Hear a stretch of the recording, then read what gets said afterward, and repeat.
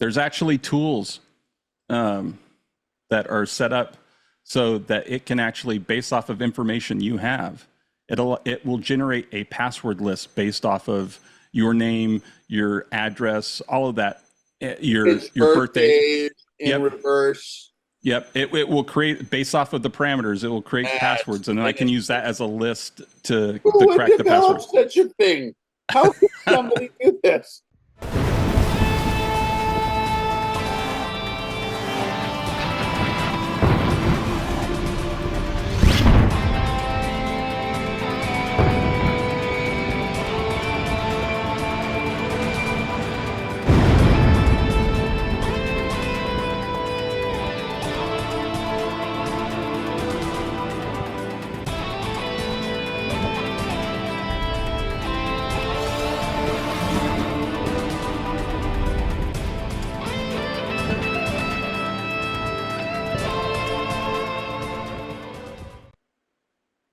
Hello, guys. Rex here. We are sitting with a guest today, and we're going to talk about a subject in which I'm curious about. I know a lot of you guys would find this interesting and useful.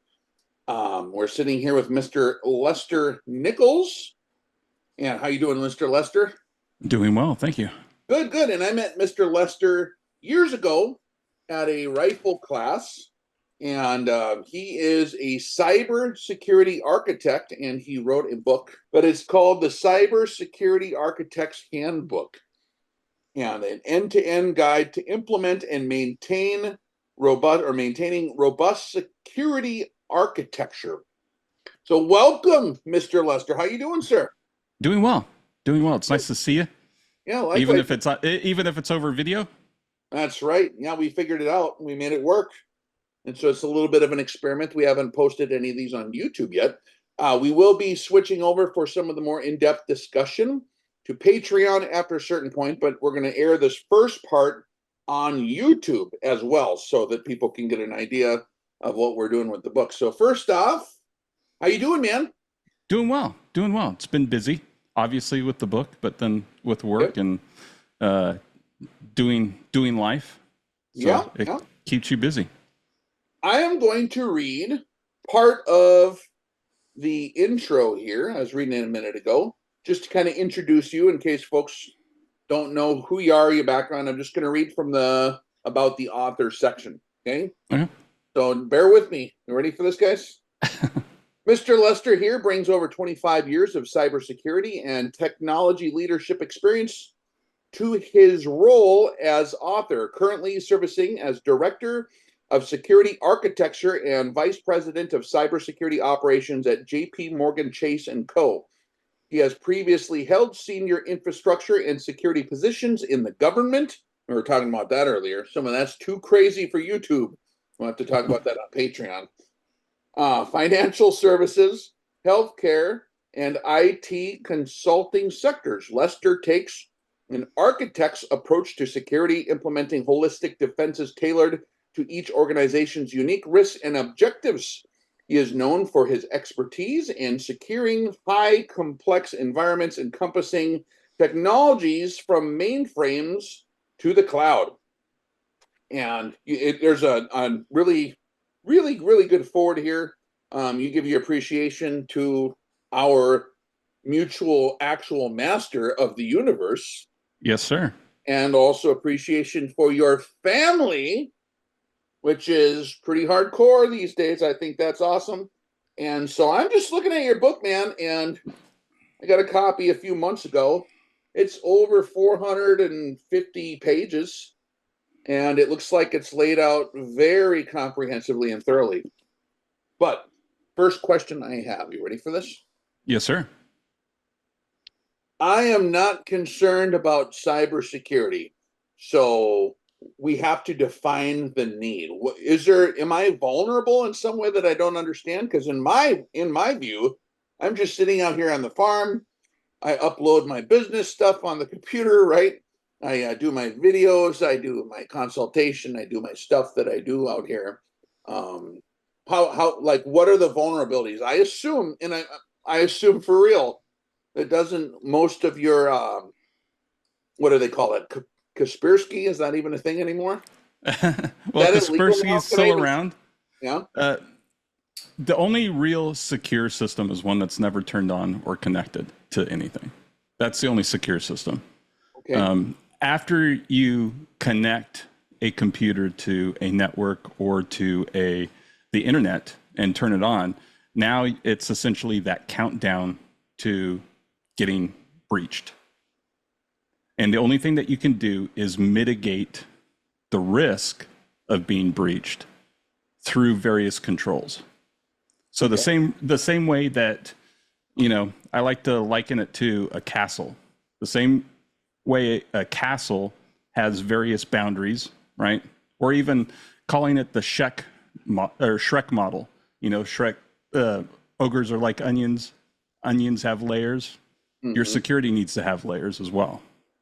So if you think about an onion or you think about a castle, there's multiple layers.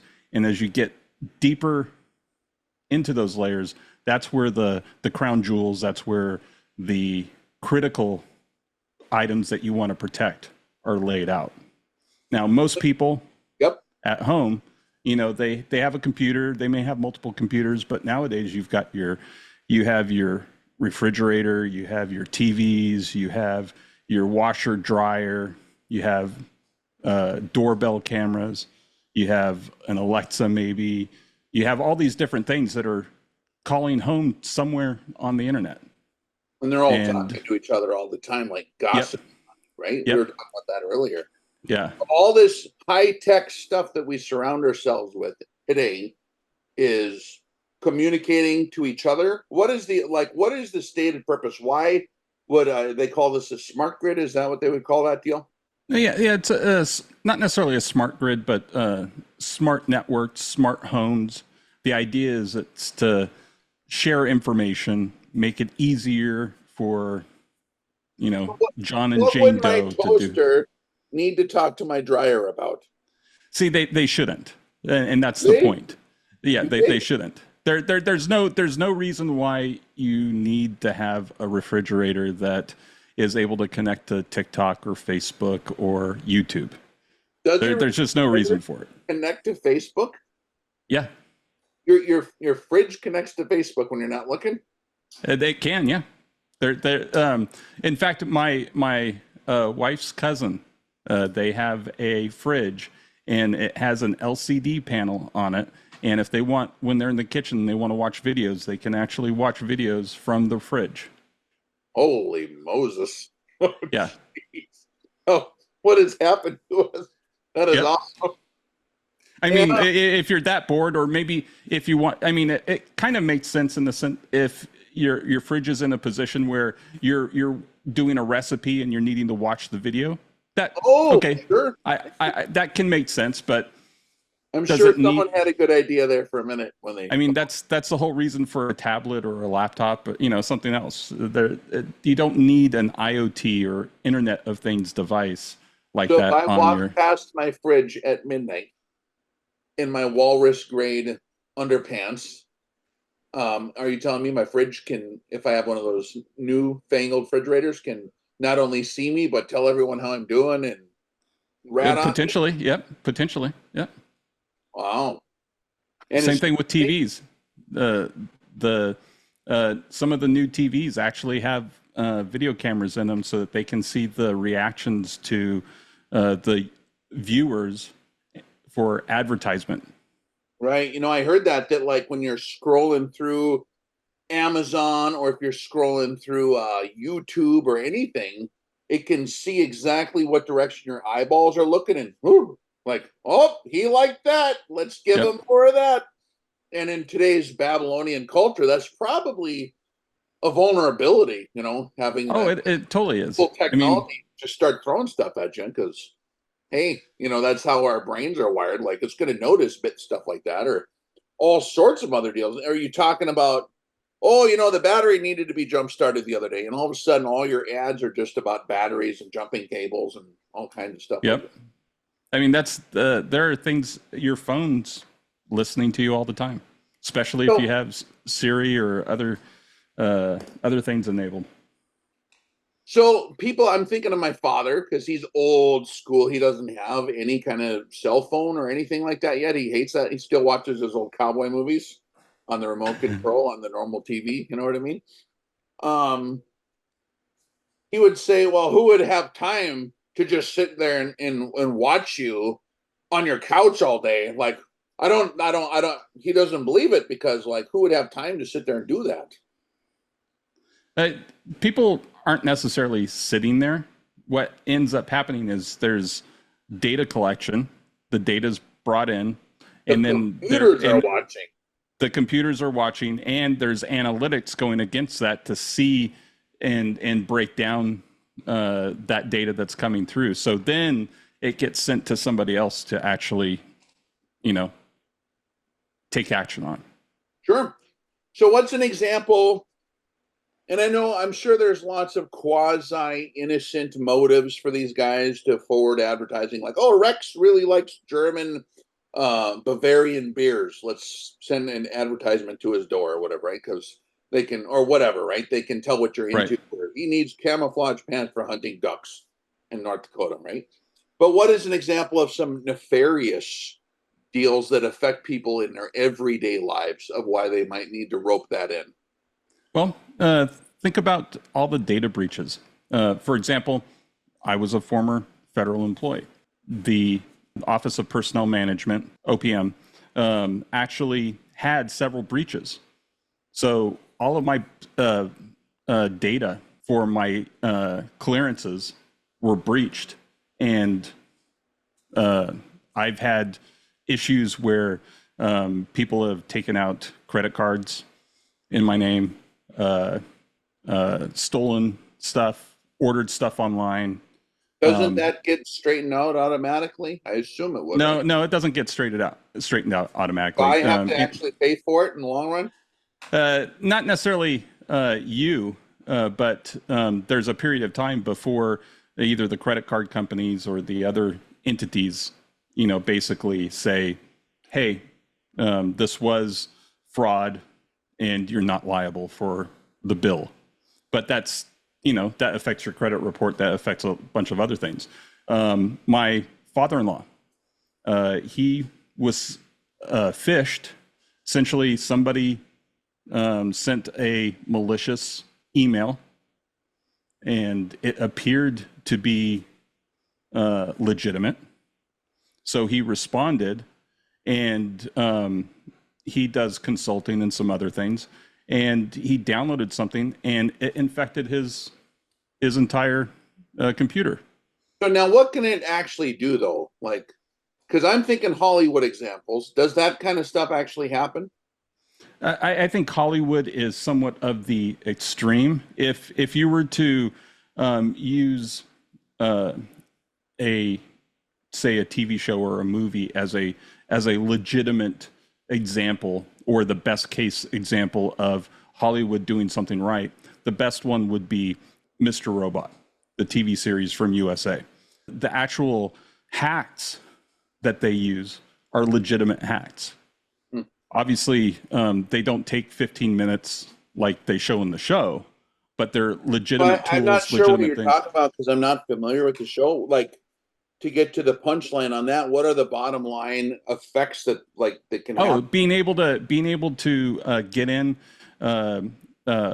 be able to remote control a computer, being able to see the camera, being able to key log what they're typing into the keyboard, being able to record information. All of that is possible. So I heard this a long time ago. You tell me how true it is. A lot of this information is used to actually charge you more money for stuff they anticipate you need more. So, like, if a guy's on certain websites and they see you're very probable of purchasing a certain category of item, they'll actually display like a 20 or 30 or 40 or 50% higher price in that whole category of items custom to you because of the demand of you personally. Is that kind of an accurate example? From a marketing Yep. and advertisement perspective, yes. That does happen, right? Yeah, that does happen. Another reason, like if you go to Best Buy or whatever store and they want to offer you their little card, right? There's always an incentive. They're not like generously giving you these features and these things and these perks if it's not going to highly benefit them in the overall equation, because they're not there as a charity organization. They're Right. there to make money, right? Right. So Right. it's not like them, oh, it's 20% discount, and then you're going to pay for it after that. And you'll never know because they'll sneak it in there and they'll sell your information to other outfits for different affiliates and all kinds of crazy stuff, right? Well, think about your ISP. I don't Your know. ISP, so internet service provider. Sorry. So I call and say I want internet at my house. yeah. So you want internet, whether that could be AT&T, Spectrum, Cox, your local co-op internet service. They sell the service at a certain price.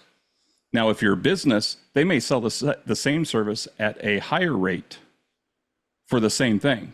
And that the reason they do that is because you become the product, because they are able to see where you're going, what websites you're trying to go to.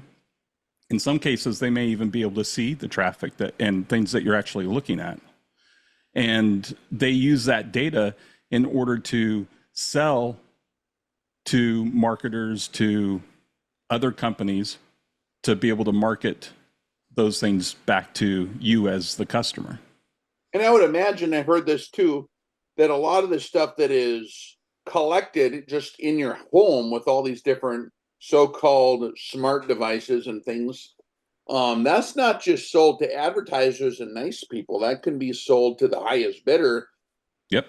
quasi-criminal organizations, sinister government organizations, a whole plethora of different possibilities that we kind of volunteer in with their black magic of the terms and conditions. And they hide that, under their spell. And Yep. then you're literally allowing the local cop to look into your barn or your shop or whatever's turned on in there. Is that kind of another? I mean, it's possible. It definitely, whoever's willing to pay they can get your data. So whether that's a government agency, whether that is a cyber criminal organization, or whether that's the local market trying to determine what products to offer or to put on sale.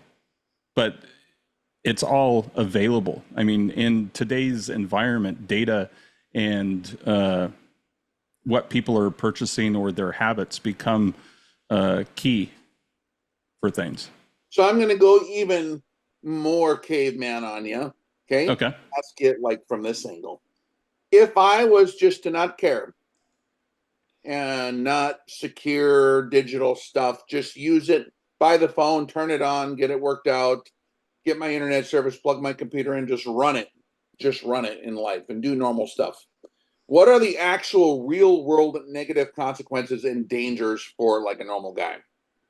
What's the actual bad stuff that can happen? So what if someone's selling, how does that actually affect me in my house? So if you don't change passwords, meaning that you've installed this router from the internet company, you plug it in, you don't change any of that, you could have a bad actor at the company wanting to see what you're doing. They can do that. They can sell that to someone, I suppose. They could sell that, or there are lists of passwords, default passwords that you can get on the internet. That's just for make, model, and brand for all these different products that you can download and then just basically cherry pick. Try which ones might be offered by this cable company or this internet service provider until you get the right one, and then now you're in their computer or their network. How does that negatively affect me though? Because if I don't even know what's going on, well, it means that they have access to your network, which means that now once they have access to your network, think of somebody at your door and they're able to unlock your front door. If they're able to unlock your front door, you may not be home, right? But they can come in and they can look around. Maybe they put up cameras in your house. Maybe they install something on your network. If you're not patched, meaning that you're not keeping up to date on software patches, maybe you have a vulnerable system. They can exploit that. Maybe they can use that system to cause a DDoS, or distributed denial of service attack, on another company. And now that attack looks like it's coming from your house rather than the bad guy. So they use my stuff and bog to it cause harm. at their enemy somewhere else. Yep. I need that power for my Lee Marvin movies that I was just wondering, like, if the hacker wants to sit there and watch Lee Marvin with me, you know, what's that movie that I was watching the other day? 1962. That's great stuff. Him and John Wayne just perpetually fighting in the bar with all those Australian sailors. Yeah, what is that? Donovan's Reef. That's a good movie, right? I mean, a lot of people I don't think understand how it can actually affect them. Like if they're not doing anything. Well, I'm not doing anything wrong. Who cares? Well, the problem though is that you may not be doing anything wrong, but they may be doing something wrong and then using your IP address, which is associated with your location. And now it's you. And now you have to prove that you weren't the one doing it. Nuclearlaunchcodes.com. Yeah. It was him, I swear. So that can actually happen if you don't secure your stuff. People can use your stuff remotely, is what you're saying. Yeah, I mean, I could show you right now the actual threat actors that are. It's low hanging fruit to them, but they're knocking at my front door and I'm blocking them. But I'm actually logging every time they do that. But I'm guessing you have some kind of high tech, very well structured cybersecurity setup. I do. I do. Is that how you tell who's attacking? It's low cost. Everything that I use is free, so it's not impossible to do on a low budget. So you're talking about building a variety of fences and gates and layers. Yep. Of different sorts for different filters for different things that overlap in a way that's logical, just like any other kind of security system. Yep. And that's the other thing, is people don't realize that physical security is a part of cybersecurity. That's one of the domains of cybersecurity, is physical security. Can you explain what you're talking about? Yeah. So domains are basically topics or subject matter within the realm of cybersecurity. So you have physical security, you have application security, you have compliance or GRC, governance, regulatory and compliance. You have network security, you have operational security. So you have OPSEC, you have ComSec, communication security, and all of these, become or sound like you're in the military, right? Because you've got the similar vernacular. And a lot of stuff with cybersecurity, when you look at it, is kind of a different factions trying to compete against each other. And what you want to do as an individual or as a company is try to mitigate the bad guys from getting into your environment. And so physical security is one of those domains, and that deals with the types of locks, where you place fences, where you might put bollards in front of a building, or maybe brush or shrubs, so that you can, prevent or force people towards a certain direction. Using terrain as a basis for physical movement. So when you're, for example, if you got a bunch of really thorny briar patches and then one little nice area to sneak through, that's a good place for a camera, right? Right. As an example or something. Right? Yes. Yeah. Okay. Yeah. And you take that on multiple levels within the digital realm, the physical realm, and correct setup of how you do the computers, I'm sure, right? Yep. Okay. So, it's the same way that you would put different layers or different areas, where more secure stuff is further back in like inner buildings from or away from the road. You do the same thing with your networks. You segment your networks so you only have traffic set up for certain types of devices on certain networks, and then you have rules. Like an example. Yeah. So let's say IoT devices, so Internet of Things. You don't want your IoT devices on the same network as the rest of your user population. So your home network, you want to have them on a separate network, and they're not able to talk to anybody else. You're talking about iPads and stuff like that? No, not necessarily iPads. IoT. IoT devices might be cameras.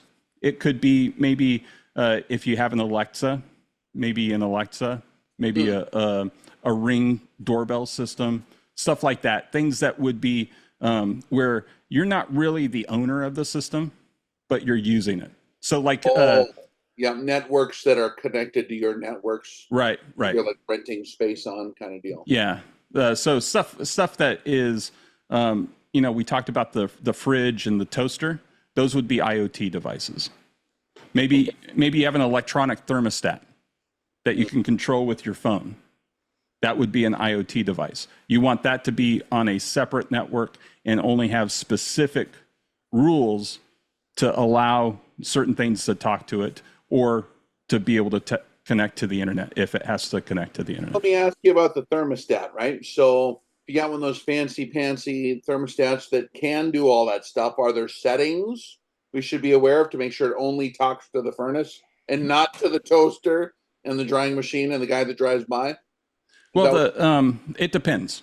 Yeah. And in IT and in security, you'll hear that quite frequently. It depends. Yeah. And the reason is because everybody's setup is different. Like my house is different than your house, right?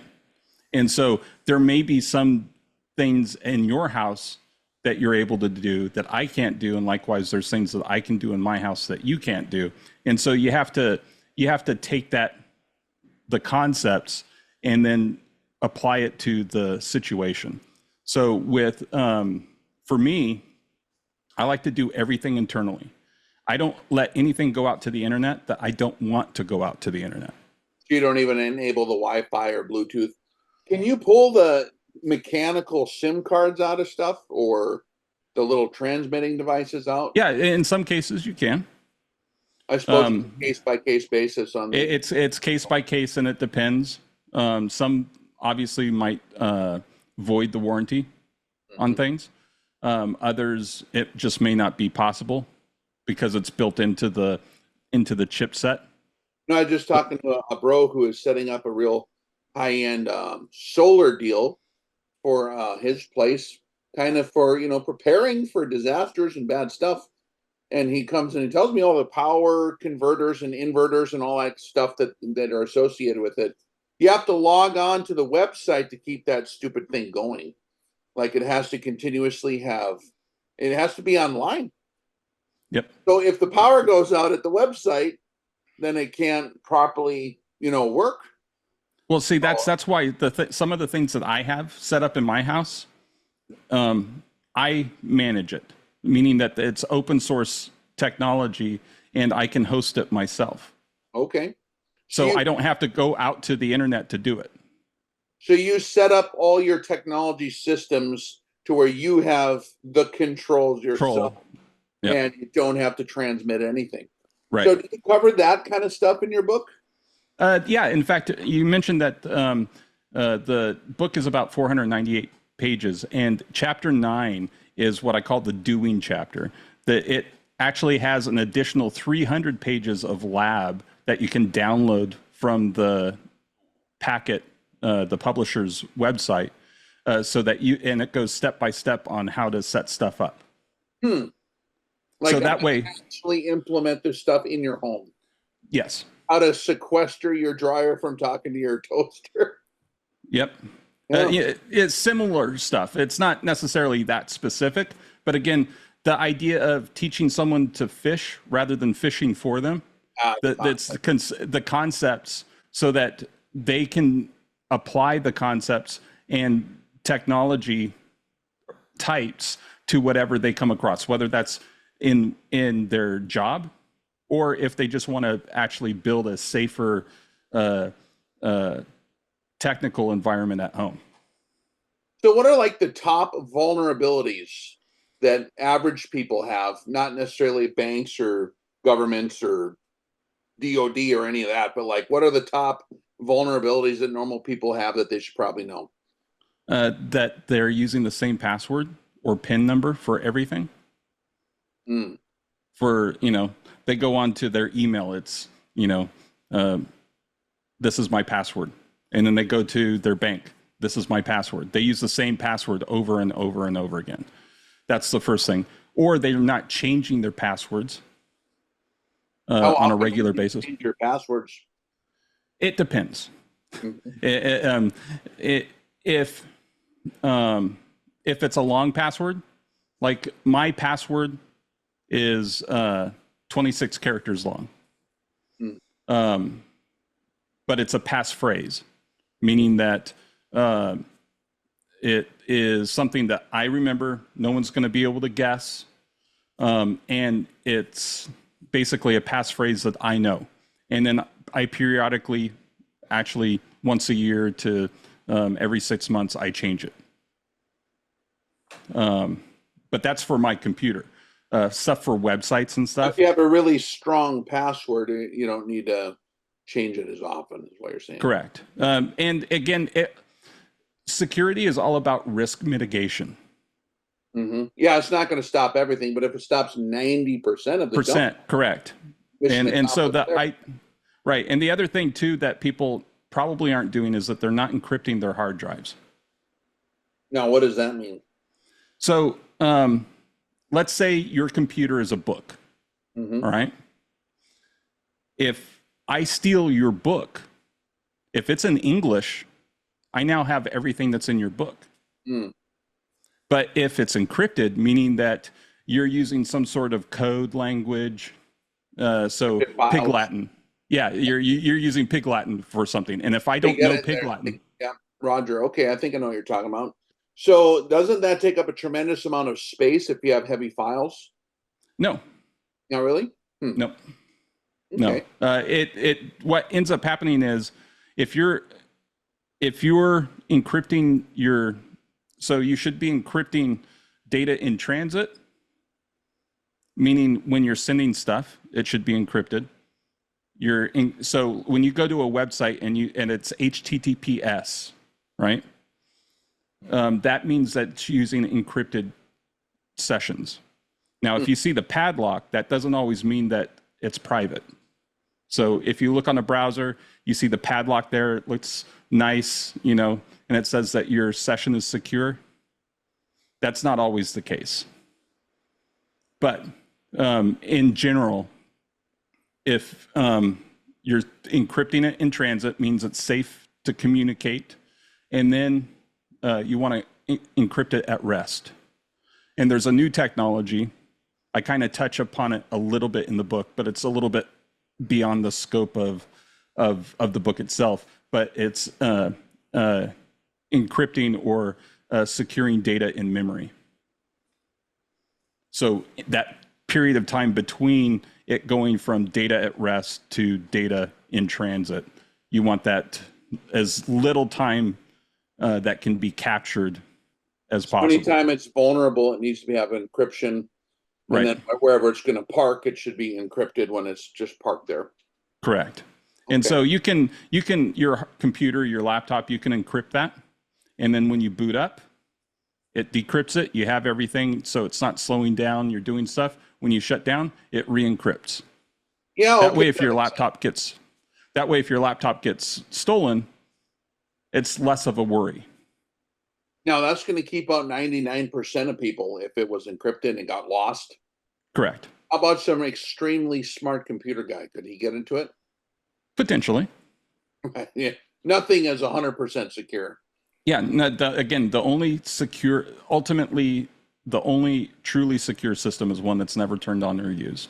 Analog. right? Yep. Analog copy of a book. Yeah. Okay. Yep. So again, those are probably the primary things that most people will have to are not So doing. passwords and encryption, Yep. and not just transmitting stuff onto the internet unless it. So it's on a need to know basis, basically, is what you're saying. Yeah. Yeah. So if it needs to know, then it can go and talk to that thing that it needs to know. Otherwise, it doesn't need to be talking to everything. Correct. Correct. And do you kind of organize how to approach that? Yeah, I talk about it. So in security, it comes down to what's called the CIA triad: confidentiality, integrity, and availability. Everything kind of wraps up into those three items.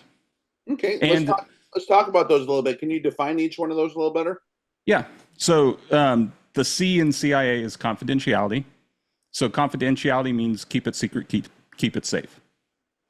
That's essentially what it is. So if it's sensitive, if it's something that's not publicly available, you know, your mom's brownie recipe, that type of stuff, you want to keep secret. Nobody even needs to know that that exists. Correct. So that's confidentiality. Then integrity is that brownie recipe the brownie recipe that you expect it to be? Meaning, is it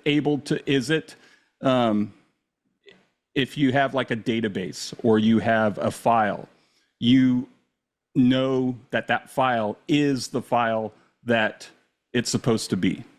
That's integrity. And along with that, a subset of that is non-repudiation.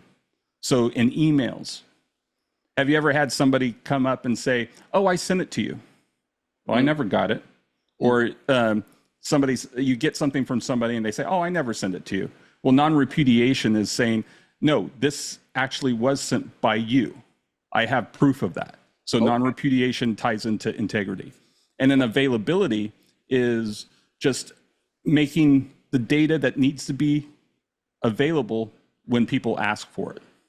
So when you turn on your laptop, the availability piece is when you turn it on, you expect it to boot up and you can get into it, right? That's availability. So are these cybersecurity concepts that you're talking about in this book? I don't have to go to like the top secret ninja computer store. No, you don't. Find that guy behind the counter and order a bunch of high-tech kind of gadgets and stuff. I just can. No, you don't need to. In fact, all the technology and stuff that I talk about is stuff that is freely available to anybody, and the concepts are stuff that anybody can learn and set up. My goal was that whether or not you're new to IT or technology or security, or you're an old hat in it, you may not necessarily, you may be a great network engineer or server engineer, but you may not necessarily know your security stuff. The idea who's the target audience concerning the bell curve on like for the information in this manual? A lot of it appears to be over my head. I would need someone to walk me through it. Okay. So is this for IT guys or what kind of it would be, so I wrote it so that it would be attainable to anybody who's maybe getting into IT or technology. Yep. Or people that are transitioning from, say, a mid-level career in IT and want to get into security and become a cybersecurity architect. How about this? If I Rex need to secure my home cybersecurity wise, like what's my list of things I need to do starting now? I'm going to get my pen out. I'm going to write them down. Okay. All right. I'm taking notes. Okay. First thing is make sure that you've changed all the default passwords for any of your devices. Okay. Change default passwords for everything. Roger. Yep. And with that, don't use the same password for everything. Oh, no same passwords. Yep. There's actually tools that are set up so that it can actually, based off of information you have, it will generate a password list based off of your name, your address, all of that It's your birthday. birthdays in Yep. reverse. Yep. It will create based off of the parameters. It will create That's passwords, and then I can use that as a list to who would crack the develop password. such a thing? How could somebody do this? The hell's the matter with people? Sorry. Okay. And then I personally do not use the service provider's equipment unless I absolutely have to. Ah. Hmm. So let's say you have your internet router from your service provider. Sometimes you have to use them just because of the technology and the way that they have stuff set up. So what I do is I put a firewall or a different router to create an air gap between the devices. Hmm. So what you do is, you know, on the back of your router, there's different Yep. Ethernet ports. Mhm. You just pick an Ethernet port and you plug that into one, and then on your new router or firewall, you plug it into the WAN interface of that. And then what that does is now you've created an air gap, and you now have a firewall that you can now filter what actually that- goes to. Untrusted device has to go through that other filter. Right. Yeah, the firewall. Correct. Okay. And I Very talk about that a little bit in the book as well. And what's that called? That thing you just said? It's a router or firewall. Roger. Firewall. And they can be as, you can use an old computer if you don't want to buy something new. Mm-hmm. Oh, Um, yeah, I suppose. Yeah. So if you have an old computer, you can definitely use an old computer, and then you just have to install software and set that piece up. But you don't have to necessarily buy something in order to do that. Be the router before it's transmitting Wi-Fi all over the house, right? Yep. Yep. Yeah. So I never use the service provider's Wi-Fi either. You should see the guy when he comes over to and I ask him questions, the phone guy or whatever, like looks at me like I'm messing with them. You know, I'm not joking. I need to know these things. How could you not possibly know this, Rex? Okay. No, I when they come over to my house when I have problems, you know, they're thinking it's a home. We'll just come in and go out, and I go, well, I actually give them all the data, and I say, this is the problem, and they're like, how do you know? And I go, they come in and they look and they go, oh, okay. That's cool. So you sometimes want to bypass the default stuff, you know, if you can. Okay. So I got no equipment from service provider and have firewalls. Then what do I do? Then with that firewall, you want to make sure that you're not using the default SSID. So that's the wireless signal. Okay. You want to change that, and you want to change the password. And you want to be using something such as WPA2 or PA3. So that's wireless. The WPA2 and WPA3 are encryption or security protocols that help secure the wireless signal. Now, does this slow your stuff down tremendously? No, it doesn't. Basically, it's going to operate just fine. The same. Yep. Okay. Then any type of latency is a matter of, you know, milliseconds. Okay, Roger. Yep. Speed of light. Yeah, definitely. It's not like water flowing through a bunch of extra pipes. No. Okay. Okay. And once you do that, that's the first step. If you can get everything working and doing that, Roger, then you're good. Okay. If you want to go even more advanced, that's when you start segmenting your networks. Okay. So segmenting networks means that you're putting your printer, if it's a network attached printer, you're connecting that, it's connected to its own network. Okay. And then you use the firewall to allow what is able to talk to it. So now you're talking about businesses and stuff like this. Businesses or even home. Home? Again, it frustrates my wife a little bit, but I do it. So give me an example of what that protects you from. So a lot of printers, for example, rarely get updates, and they're very vulnerable. Oh, yeah. And a lot of them... By now, there's not even a cord on some of them. Yeah, and so some of those have to have their own network. to use. Some of them have their own things. So having them segmented and having them on their own network, meaning that they're getting an IP address, their own IP address, and there's rules around how and who it can talk to, limits the exposure of somebody getting into, say, your computer through the printer. Wow. There's a lot of backdoors, huh? So yeah, that's all stuff I would set up in my computer through this extra network? It would be stuff that you would set up on that router or firewall that you set up. Okay. So segment networks. Then what's next? Yep.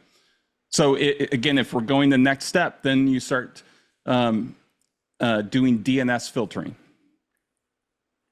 DNS stands for Domain Name System or Service. Okay. So DNS essentially is the phone book of the internet. You have what are called top-level domains, TLDs. So like .com, .org, .tech, .edu. Those are top-level domains. And then underneath each of those is, say, google.com. That is another domain. Rex Defense, another domain. So all of those it basically creates this kind of cascading structure. So you can filter that rather than using the service providers' DNS servers to tell you where to go. Because if I'm going to google.com, for example, that actually goes to a specific IP address. Mm-hmm. So Google DNS, for example, is 8.8.8.8.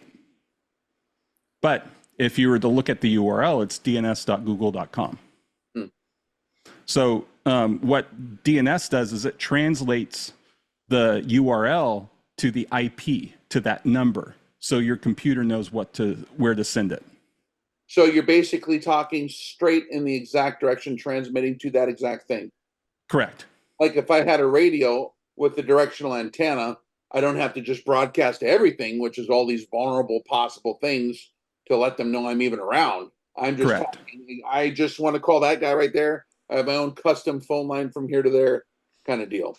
Correct. But in order for you to know that he is over there, you have to go to the DNS server. The DNS server says, oh, you want to talk to him? Well, here's his location. Now you can talk to him. Okay.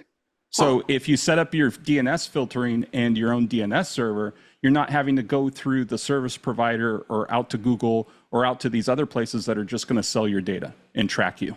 Ah, gotcha. Yep. Okay. That makes sense. Then what do I do? Oh, you're going deep dive. Okay. Then you want to start adding those additional layers. So making sure that you're patching on a regular basis. So this is getting more into kind of the business side of it. Okay. But making sure that you're patching, that you're doing vulnerability scanning on a regular basis. And there are free tools out there to be able to do vulnerability scanning. Stuff leaking, yeah.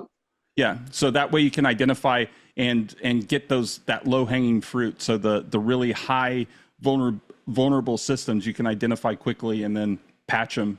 Okay.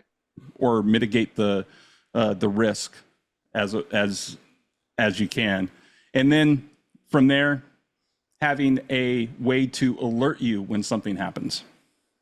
Okay. So that's when you start getting into a SIM. So this is security information and event management type systems. This is where you start tracking. You know, I mentioned that I've got a dashboard here that shows me, you know, in the last 8 hours, all the threat actors that have tried to probe my network or do something nefarious on my network. That gives me a dashboard. Should a guy be like unplugging your stuff if you leave your house for a long period, or it depends. Switches they make for like turning off your internet and stuff, does that help? You can. Yeah. You can. If let's say you go on vacation, and obviously you're not going to want to unplug, say, your fridge, right? You're not going to want to necessarily unplug stuff like that.